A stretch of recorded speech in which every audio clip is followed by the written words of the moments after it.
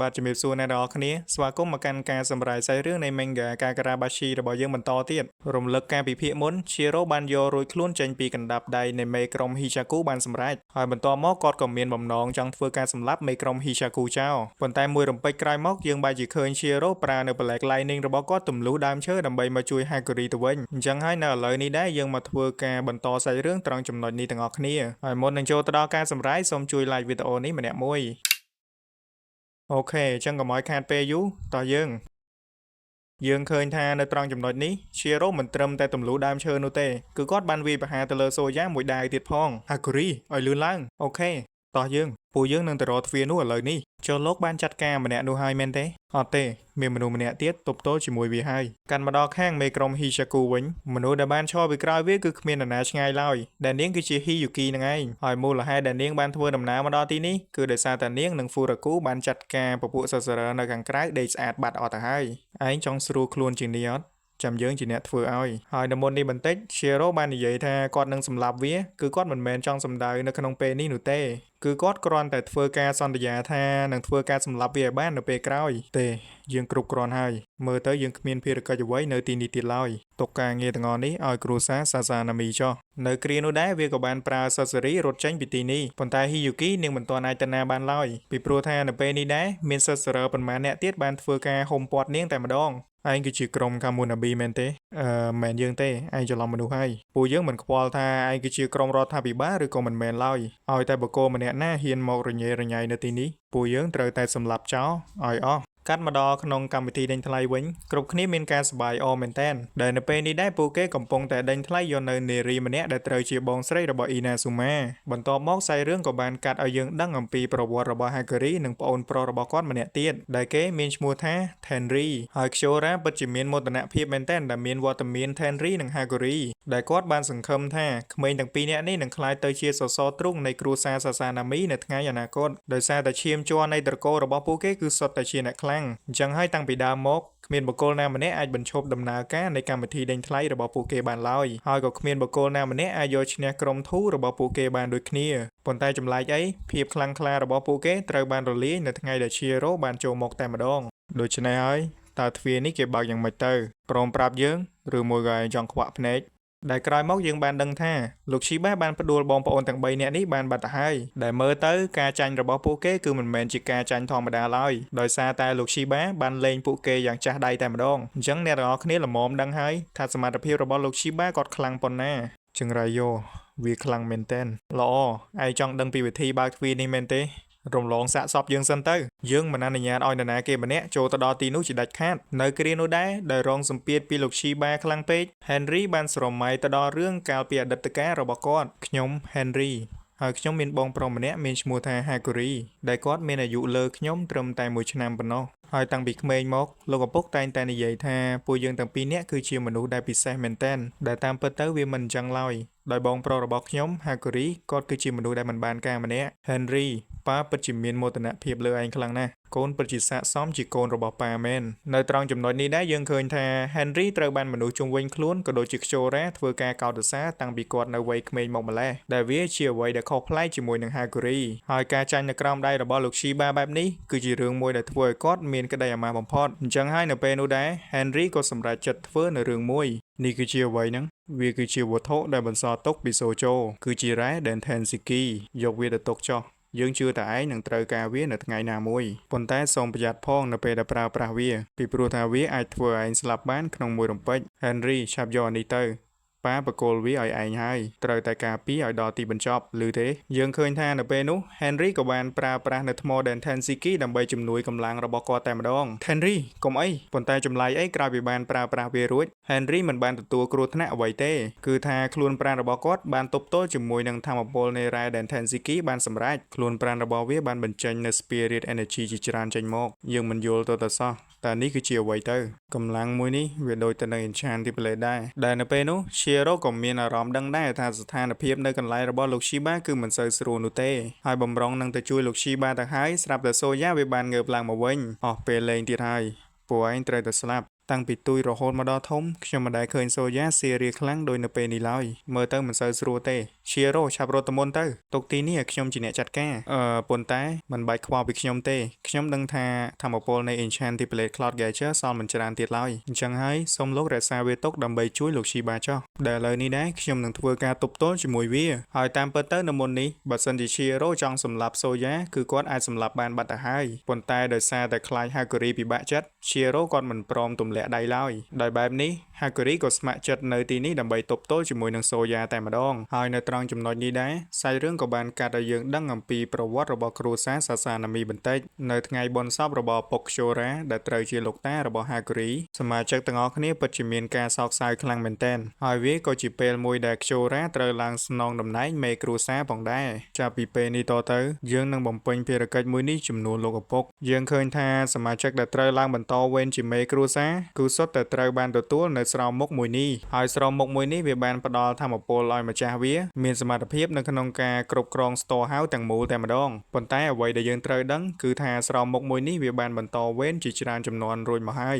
អ្នកដែលបានទទួលធម៌ពលនេះដំបូងគេត្រូវបានគេហៅថា The First Patriarch ហើយគាត់ក៏ជាបុគ្គលម្នាក់ដែលបានបង្កើត Storehouse ឡើងផងដែរកាលពី200ឆ្នាំមុនប៉ុន្តែអ្វីដែលយើងត្រូវដឹងនោះគឺគ្រួសារ Sassanami ទាំងអស់មិនមែនសុទ្ធតែមានធម៌ពលនេះពីកំណើតនោះទេដោយសារតែធម៌ពលនៅក្នុងការគ្រប់គ្រង Storehouse ដែលពួកគេមាននៅសពថ្ងៃគឺគ្រាន់តែជាការផ្ទេរបន្តពី The First Patriarch តែប៉ុណ្ណោះកូនដឹងទេនេះគឺជានិមិត្តសញ្ញាដែលបញ្ជាក់ថាយើងគឺជាម្ចាស់របស់ Storehouse ហើយជាទូទៅមនុស្សធម្មតាមិនអាចទទួលយកនូវធម៌ពលនេះបាននោះទេលើកលែងតែគ្រួសាររបស់យើងហើយមូលហេតុគឺដោយសារតែពួកយើងមានចំណងគ្រួសារដ៏រឹងមាំចំណងគ្រួសារយ៉ាងម៉េចទៅលោកឪពុកចង់សម្ដៅទៅលើឈាមមែនអត់ពិតជាឆ្លាតមែន Henry គឺថាមានតែខ្សែស្រឡាយពួកយើងតែប៉ុណ្ណោះដែលអាចប្រើធម៌ពលមួយនេះបានប៉ុន្តែការជាប់ខ្សែស្រឡាយតែមួយមុខវាមិនទាន់គ្រប់គ្រាន់ទេពួកយើងត្រូវតែមានក្តីស្រឡាញ់មួយមុខទៀតដោយប៉ាស្រឡាញ់ពួកឯងទាំងពីរអញ្ចឹងឈប់ពិបាកចិត្តទៀតទៅលោកប៉ាជឿថាលោកតារបស់ឯងកំពុងតែមើលថែពួកយើងពីខាងលើមក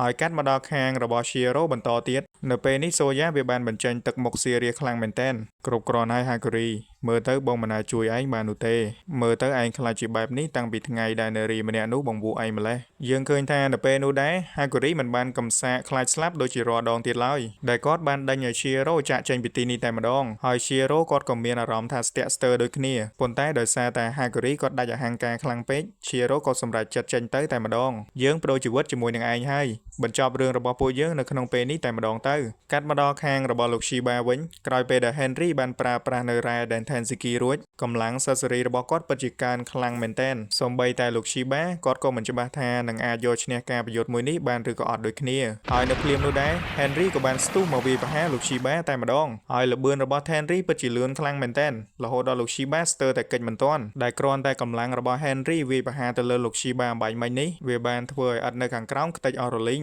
នៅគ្រានោះដែរលោក Shiba ក៏បានស្ទុះមកខាងក្រោយខ្នងរបស់ Henry បំរុងនឹងវាយឆ្មក់គាត់ប៉ុន្តែដោយសារតែនៅពេលនេះល្បឿនរបស់ Henry លឿនជាងវាក៏បានវាយបកមួយដៃនេះវាមិនបាន teleport ទៀតទេឬមួយក៏ការ teleport មួយនេះវាមានដែនកំណត់ដែរនៅរំពេចនោះដែរដោយឆ្លៀតឱកាសអាម្នាក់នេះក៏បានស្ទុះទៅវាយប្រហារលោក Shiba តែម្ដងប៉ុន្តែមិនបានសម្រេចនោះទេដោយសារតែលោក Shiba គាត់មើលនៅសកម្មភាពរបស់វាតន់ហើយឆ្លៀតឱកាសដែលលោក Shiba កំពុងតែជាប់ដៃជាមួយនឹងអាម្នាក់នេះ Shora ក៏បានប្រើ accessory ទាញយកអាវុធពី Storehouse ដើម្បីជាជំនួយទៅកាន់កូនរបស់វាហើយអាវុធដែលវាជប់ចេញមកនៅលើនេះគឺមិនមែនមួយពីរដោយរាល់ដងទៀតឡើយដែលវាបានប្រើប្រាស់អាវុធស្ទើរតែអស់ពី Storehouse តែម្ដងហើយគ្រាន់តែទទួលបានដាវទាំងអស់នេះភ្លាម Henry ក៏ប្រើកម្លាំងសិស្សសេរីរបស់គាត់ច្រានដាវទាំងអស់នេះទៅកាន់លោក Shiba ដែលល្បឿនរបស់ដាវទាំងអស់នេះពិតជាលឿនខ្លាំងមែនទែនដែលមើលទៅលោក Shiba ក៏មិនអាចគេចផុតបានដូចគ្នាយួយ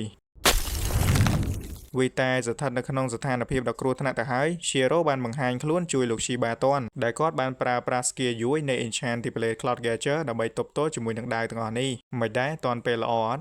ពិតជាល្អខ្លាំងណាស់និយាយអញ្ចឹងតើ Cloud Gadget នៅអាចប្រើបានទៀតខ្ញុំនៅអាចប្រើ skill មីកម្រិត 1.7 បានប៉ុន្មានដងទៀតដែរប៉ុន្តែបើសិនជាមិនប្រយ័ត្នដាវមួយនេះនឹងខ្ទេចជាមិនខានប៉ុន្តែមិនអីទេខ្ញុំនឹងប្រើវាដោយប្រុងប្រយ័ត្នហើយហេតុអ្វីបានជាម្នាក់នេះវាមានធម៌ពលខ្លាំងម្ល៉េះខ្ញុំក៏មិនដឹងដូចគ្នាប៉ុន្តែនៅមុននេះខ្ញុំបានឃើញវាប្រើប្រាស់នៅដុំថ្មមួយដ៏ចម្លែកម្យ៉ាងហើយបន្ទាប់ពីបានស្ដាប់សម្ដីរបស់លោក Shiba ភ្លាម Shiro ដឹងយ៉ាងច្បាស់តែម្ដងថា Henry ឥឡូវនេះកំពុងតែប្រើប្រាស់នៅ Raiden Tenseki មិនក៏គេហ៊ានធ្វើដល់ថ្នាក់នេះ Henry ឆាប់ឈប់ភ្លាម ភ្លាមទៅខ្ញុំបានដឹងរឿងរបស់ឯងពីហាកូរីមកអស់ហើយអ្នកនរគ្នាច្បាស់ជាឆ្ងល់ហើយថាហេតុអ្វីបានជាជារ៉ូធ្វើការហាមឃាត់ទៅកាន់ Tenry បែបនេះគឺដោយសារតែតាំងពីដើមមកវត្ថុដែលអាចគ្រប់គ្រងទៅលើ Red and Tensiki បានគឺមានតែ Enchanted Blade តែមួយគត់អញ្ចឹងហើយចំពោះខ្លួនប្រាណរបស់មនុស្សវិញគឺមិនអាចទប់ទល់ជាមួយនឹងវាបានយូរនោះទេបើទោះជាមនុស្សទាំងអស់នោះមាននៅខ្លួនប្រាណរឹងមាំក៏ដោយអត់ទេខ្ញុំត្រូវតែបំពេញភារកិច្ចរបស់ខ្ញុំជារ៉ូមើលទៅមិនសូវស្រួលទេពួកយើងចាប់ដកថយភ្លាមទៅជៀសវាងការមានគ្រោះថ្នាក់អត់ទេ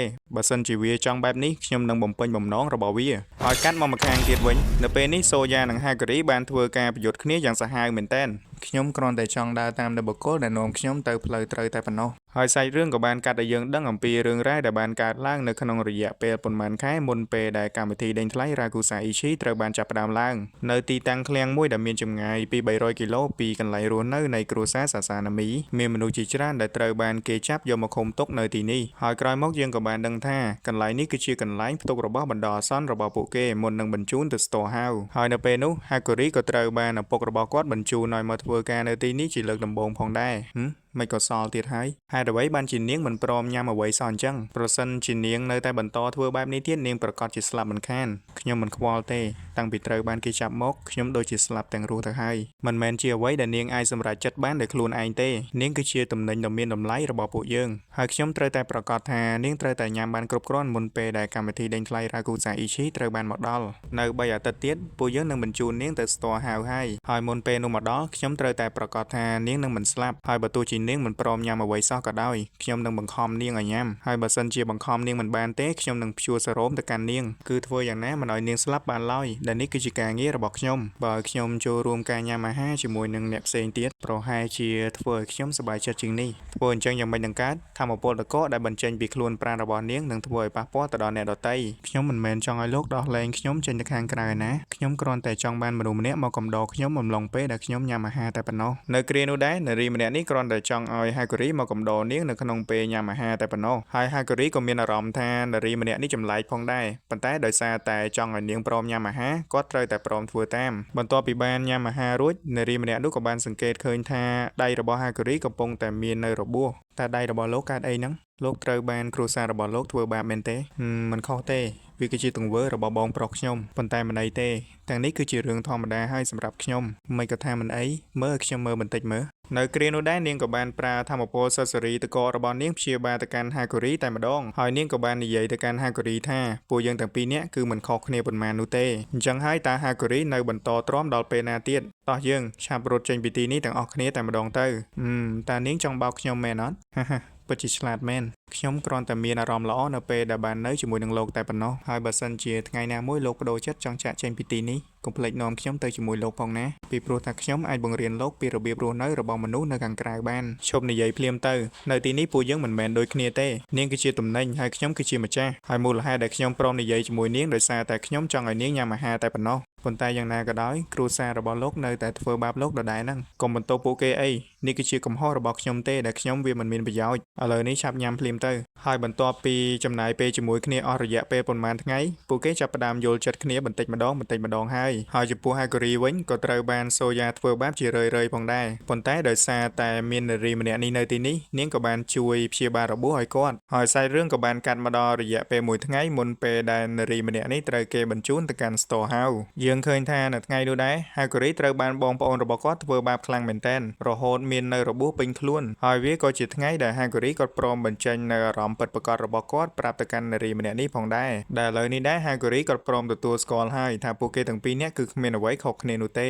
បើទោះជាពេលនេះគាត់មិនបានជាប់ឃុំដូចជានាងពិតមែនប៉ុន្តែគាត់ត្រូវបានគ្រួសារដាក់សម្ពាធជារៀងរាល់ថ្ងៃហើយ Hakuri ក៏តែងតែបន្ទោសខ្លួនឯងរហូតអំពីរឿងនេះហើយគាត់ថែមទាំងគិតថាខ្លួនឯងគឺជាមនុស្សដែលគ្មានតម្លៃទៀតផងប៉ុន្តែសម្រាប់នារីម្នាក់នេះនាងមិនគិតអញ្ចឹងទេដែលតាមពិតទៅ Hakuri គឺជាមនុស្សល្អខ្លាំងមែនទែនហើយដោយសារតែមានវត្តមានរបស់ Hakuri ប៉ុន្មានថ្ងៃនេះនាងបានសប្បាយចិត្តខ្លាំងណាស់ហើយមិនយូរប៉ុន្មានថ្ងៃស្អែកក៏ត្រូវបានមកដល់ដែលវាគឺជាថ្ងៃដែលត្រូវបញ្ជូននាងទៅកាន់ Store House តើយើងទៅញ៉ាំបាយទាំងអស់គ្នាក្រែងលោកជាអ្នកនិយាយថាម្សិលមិញគឺជាថ្ងៃចុងក្រោយរបស់ពួកយើងមែនអត់ខ្ញុំចង់បានន័យថាពួកយើងនឹងទៅញ៉ាំនៅខាងក្រៅទាំងអស់គ្នាខ្ញុំមិននឹកស្មានថាពាក្យសម្ដីរបស់ខ្ញុំធ្វើឲ្យលោកផ្លាស់ប្ដូរចិត្តបែបនេះទេលើកនេះខ្ញុំសម្រេចចិត្តថានឹងចាកចេញ 100% ហើយ ហើយកាត់មកដល់ពេលបច្ចុប្បន្នវិញនៅពេលនេះសូយ៉ាបានវាយហាហ្គរីដេកស្អាតតែម្ដងហើយវាថែមទាំងនិយាយមើលងាយទៅកាន់ហាហ្គរីទៀតផងចំណែកហាហ្គរីវិញមើលទៅឥឡូវនេះគាត់ទ្រោមខ្លួនមែនតែនហើយដែលមើលទៅគាត់មិនអាចងើបប្រយុទ្ធបានតទៅទៀតនោះទេដែលនៅពេលនោះដែរសំឡេងមួយក៏បានបន្លឺឡើងនៅក្នុងខួរក្បាលរបស់ហាហ្គរី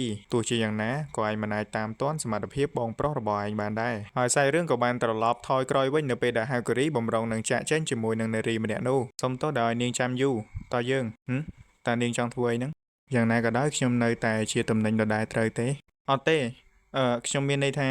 ហេតុអ្វីបានជានាងគិតបែបនេះឲ្យខ្ញុំសុំទោសផងដែលប្រើប្រាស់លោកប៉ុន្តែសម្រាប់ខ្ញុំនៅពេលនេះគឺវាគ្មានអ្វីត្រូវសេះសល់ទៀតឡើយដោយសារតែខ្ញុំមានតែស្បែកដ៏ចម្លែកបែបនេះយើងឃើញថានៅពេលនេះដែរនារីម្នាក់នោះបំរុងនឹងសម្លាប់ខ្លួនតែម្ដងហើយចំពោះផែនការដែលនាងប្រាប់ថាចង់រត់ចេញទៅខាងក្រៅជាមួយនឹងហាហ្គរីគឺនាងកុហកនោះទេដែលតាមពិតទៅនាងគ្រាន់តែប្រើប្រាស់ហាហ្គរីដើម្បីឲ្យនាងមានឱកាសនៅក្នុងការសម្លាប់ខ្លួនតែប៉ុណ្ណោះហើយចំពោះមូលហេតុដែលនាងសម្រេចចិត្តធ្វើបែបនេះគឺដោយសារតែតាំងពីដើមមកគឺគ្មាននរណាម្នាក់ស្មោះត្រង់ជាមួយនឹងនាងពិតប្រាកដនោះទេសូម្បីតែមនុស្សដែលនាងស្រឡាញ់និងទុកចិត្តខ្លាំងបំផុតក៏បានបោកប្រាស់មកកាន់នាងដូចគ្នាដែលគេបានយកនាងមកលក់នៅទីនេះហើយគ្រប់យ៉ាងគឺមកពីស្បែកដ៏ចម្លែករបស់នាងនេះទាំងអស់បើសិនជានាងកើតមកដូចជាមនុស្សធម្មតានោះគឺនាងប្រហែលជាមិនអាចជួបរឿងបែបនេះឡើយដែលចំពោះនាងនៅពេលនេះនៅខាងក្រៅក៏ដូចជានៅខាងក្នុងនេះដូចគ្នាដែលនាងគ្មានក្តីសង្ឃឹមអ្វីទៀតឡើយចំពោះពិភពលោកមួយនេះជប់សិនកុំគិតបែបនេះអីពួកយើងនិយាយគ្នាបន្តិចសិនទៅប៉ុន្តែមុននឹងហាហ្គរីបានដឹងអំពីរឿងនេះអ្វីៗគ្រប់យ៉ាងត្រូវបានយឺតពេលអស់ទៅហើយ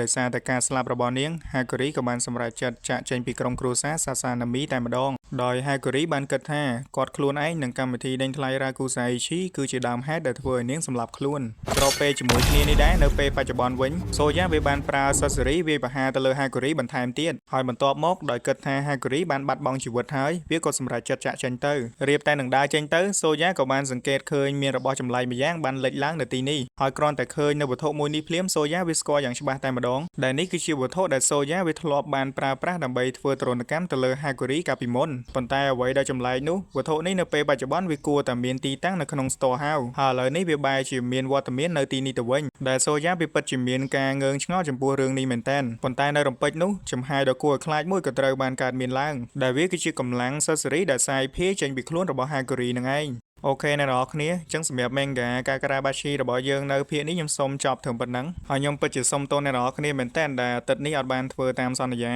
ដែលអាទិត្យមុនខ្ញុំបាននិយាយថាអាទិត្យនេះប្រហែលជាខ្ញុំអាចនឹងចេញពីវីដេអូប៉ុន្តែដោយសារតែមួយថ្ងៃនេះវាភ្លៀងពេកអញ្ចឹងខ្ញុំពិបាក record ខ្លាំងមែនតើអញ្ចឹងខ្ញុំសង្ឃឹមថាអ្នកនរគ្នានឹងអធិស្ឋានអូខេអញ្ចឹងកុំភ្លេចជួយតាមដាននៅភាគក្រោយទាំងអស់គ្នាថាហេតុអ្វីបានជាហាហ្គរីនៅសុកបញ្ចេញនៅសស៊េរីដ៏ខ្លាំងបែបនេះហើយចំពោះនៅខាង Chiro វិញតើគាត់អាចទប់ទល់ជាមួយនឹង Tenry បានដែរឬទេហើយអរគុណអ្នកនរគ្នាសម្រាប់ការតាមដានហើយយើងនឹងជួបគ្នានៅវីដេអូក្រោយបាយបាយ